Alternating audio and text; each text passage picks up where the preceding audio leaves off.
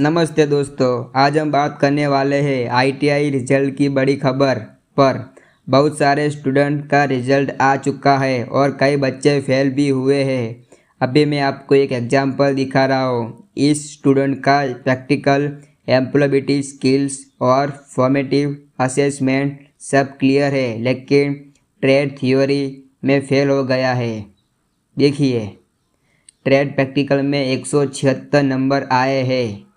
पास होने के लिए चाहिए थे 150, यानी प्रैक्टिकल स्ट्रॉन्ग है।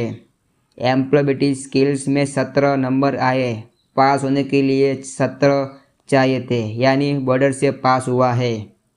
फॉर्मेटिंग असेसमेंट में 141 नंबर है और पास हो गया, लेकिन ट्रेड थ्योरी में सिर्फ 18 नंबर आए, जबकि पास होने के लिए चाहिए थे 33।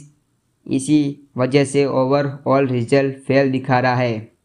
दोस्तों, बहुत सारे स्टूडेंट ऐसे होते हैं जो प्रैक्टिकल और बाकी सब क्लियर कर लेते हैं, लेकिन थ्योरी या एम्प्लॉयबिलिटी स्किल्स में अटक जाते हैं, और जैसे एक सब्जेक्ट फेल होता है तो पूरा रिजल्ट फेल हो जाता है।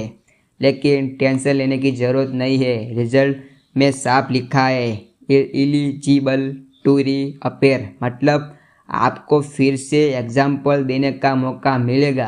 आपके पास अभी 3 अटेम्प्ट्स बचे हैं, यानी आप फिर से फॉर्म भरकर अगली बार थ्योरी एग्ज़ाम दे सकते हैं और पास हो सकते हैं।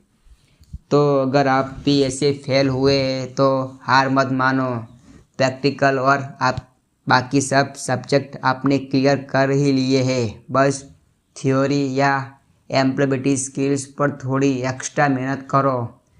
प्रीवियस ईयर पेपर सॉल्व करो, नोट्स बनाओ और रोज 1 से 2 घंटे स्टडी करो। अगली बार एग्ज़ाम देते ही आपका सर्टिफिकेट पक्का हो जाएगा। याद रखो, फेल होना हार नहीं है, ये बस एक चांस है। अपनी कमजोरी या पहचानो का मेहनत करो, अगली बार पास होकर सर्टिफिकेट अपने नाम करो।